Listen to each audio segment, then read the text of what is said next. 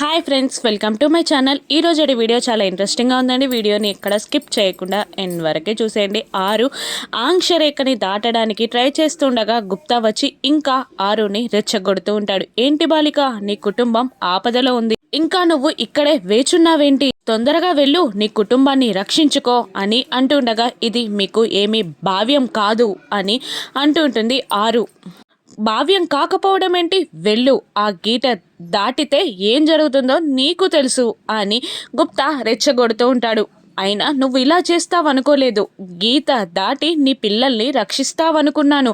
నీ పిల్లలు ప్రమాదంలో ఉంటే ఇక్కడ ఇలాగే నిలబడి చూస్తున్నావేంటి అని గుప్తా ఆరుని రెచ్చగొడుతుండగా పిల్లల్ని కాపాడడానికి అమర్, మిస్సమ్మ ఇద్దరు వెళ్ళారు. ఇక నా పిల్లలకి ఏం కాదు అని అంటూ ఉండగా నువ్వు అలాగే భ్రమలో ఉండు, నీ కుటుంబానికి ఏం జరగబోతుందో నాకు తెలుసు, నీకేం తెలియదు. భూత భవిష్యత్ వర్తమాన కాలాలు నాకు మాత్రమే తెలుసు, నీకేం తెలియదు. నీకు తెలుసనే అనుకుంటున్నావు. నీ కుటుంబాన్ని కాపాడాలి అని నువ్వు అనుకుంటే మాత్రం ఖచ్చితంగా ఈ ఆంక్షరేఖని దాటి వెళ్ళు అని గుప్తా ఆరుని రెచ్చగొడుతూ ఉండగా ఇక గుప్తా చూస్తుండగానే మీరు సహాయం చేస్తే చేయండి, లేదంటే సైలెంట్గా ఉండండి అని అంటున్నా కూడా లేదు బాలిక, నువ్వు నీ కుటుంబాన్ని కాపాడుకొని ఇంటికి చేర్చాలి అంటే ఖచ్చితంగా ఈ ఆంక్షరేఖని దాటాల్సిందే అని రెచ్చగొడుతుండగా అలాగే గుప్తా గారు, ఆ దేవుని పైన భారం వేసి నేనే తప్పు చేయట్లేదని నేను అనుకొని ఈ ఆంక్షరేఖని దాటుతాను అని అంటూ ఆకాశంలో కలిగే మార్పులని లెక్క వేసుకుంటూ వెనక్కి వెనక్కి నడుస్తూ ఆంక్షరేఖని దాటి అక్కడి నుండి మాయమైపోతుంది ఆరు. ఇక గెలిచాం ప్రభు, నాకన్నా వేగంగా బాలిక యమపురికి ప్రయాణిస్తుంది, యమ అని గట్టిగా అరుస్తూ ఉంటాడు గుప్తా. ఇక కోపంగా యముడు ప్రత్యక్షమవుతాడు. ఎక్కడికి వస్తుంది బాలిక అని యముడు అడుగుతుండగా ఆంక్షరేఖని దాటింది, నాకన్నా వేగంగా యమపురికి ప్రయాణమైంది అని అంటుండగా అసలు నీలాంటి మూర్ఖుని నేనెక్కడా చూడలేదు.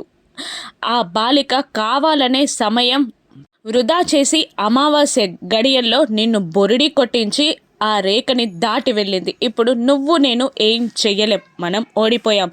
వచ్చే అమావాస్య వరకు వేచి ఉండి మళ్ళీ తీసుకురా అని అంటూ యమధర్మరాజు మాయమైపోతాడు. ఇక గుప్తా, బాలిక ఎంత పని చేశావు అని అనుకుంటూ తల పట్టుకుంటాడు. ఇక ఆ పిల్లలందరినీ ఒక రూమ్లోకి తీసుకెళ్ళి కింద కూర్చోబెడతారు. ఇక ప్రిన్సిపల్, నా ఏజ్కైనా కాస్త మర్యాద ఇచ్చి స్టూల్ ఇవ్వండి, చచ్చి మీ కడుపున పుడతాను అని ఆ డ్రైవర్ని అంటుండగా నువ్వు పుట్టను అంటేనే ఇస్తా అని ఎగతాళిగా మాట్లాడడంతో పుట్టను అని కామెడీ చేస్తాడు అతను. ఇక స్టూల్ తెచ్చి వేయగానే ప్రిన్సిపల్ అక్కడే భయంగా కూర్చొని ఉంటుంది. ఇక ఆ అడవికి చేరుతారు అమర్, బాగి, రాథోడ్. ఇక ఆ బస్ని చూసి బస్ అంతా వెతికి ఇంకాస్త దూరం వెళ్ళి ఆ కార్ని చూసి ఇలా మాట్లాడుకుంటూ ఉంటారు. ఆ బస్లో ఉన్న వాళ్ళకన్నా ముందే ఈ కార్లో రౌడీలు వచ్చినట్టున్నారు అని అంటుండగా అవును, అంటే ఇంతమంది పిల్లల్ని తీసుకొని దూరం ట్రావెల్ చేయడం నడక మార్గాన కుదరదు, కాబట్టి మన చుట్టే ఉన్నారు అని అమర్ అనడంతో వెళ్దాం పదండి, మన పిల్లల్ని మనమే రక్షించుకుందాం అని అనుకుంటూ ఇక బాగి అమర్ అలా వెతుక్కుంటూ వెళ్తూ ఉంటారు. ఇక మరోవైపు అరవింద్ అమర్ సుపీరియర్కి కాల్ చేసి ఎలా ఉన్నారు ఆఫీసర్ అని అంటూ ఉండగా మళ్ళీ పిల్లల్ని ఎందుకు కిడ్నాప్ చేశావు అని ఆఫీసర్ అడుగుతుంటాడు. ఏం చేశాను, ఫస్ట్ టైం పిల్లల్ని కిడ్నాప్ చేసినప్పుడే నేను అడిగింది ఇచ్చేస్తే సరిపోయేది కదా, అలా కాదని ఏమేమో చేశారు, నేను హర్ట్ అయ్యాను.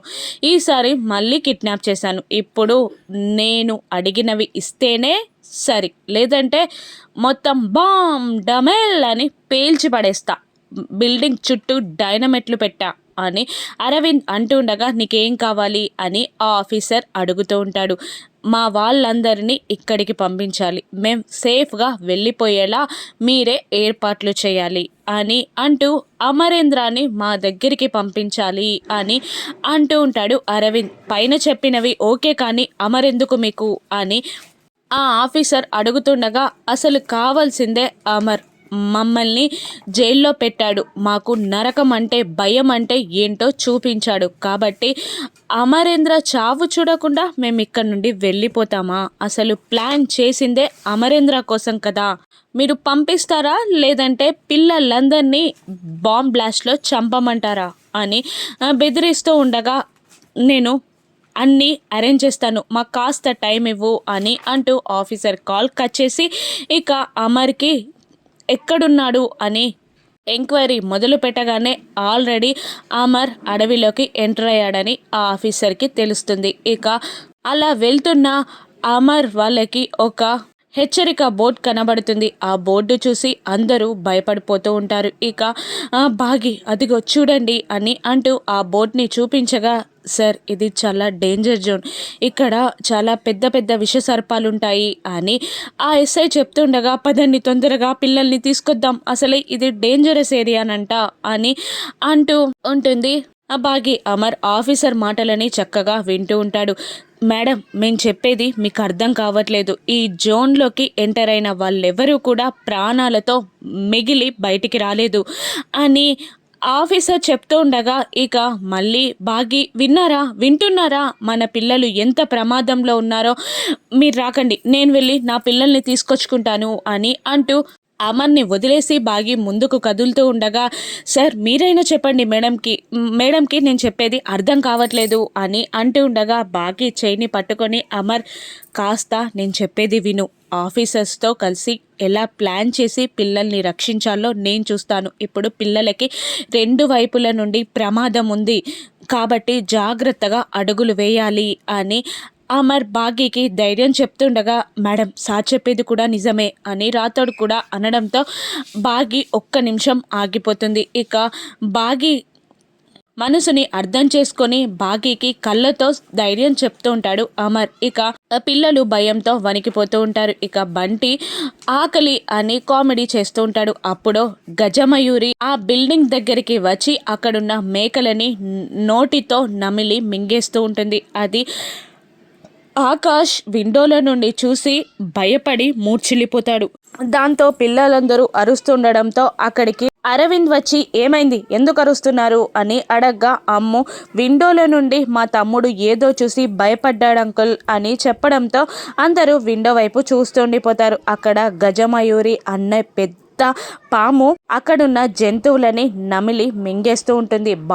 పాము బస్ని కూడా ఒక్క సెకండ్లో నెట్టేస్తుంది. అక్కడున్న వాటినన్నింటినీ చెల్లాచెదురు చేసేస్తుంది. ఇక ఆ పాము నుండి గజమయూరి నుండి పిల్లల్ని అమర్ బాగి 6 ఎలా కాపాడుకుంటారో రాను ఎపిసోడ్స్లో చూద్దాం. Thank you for watching.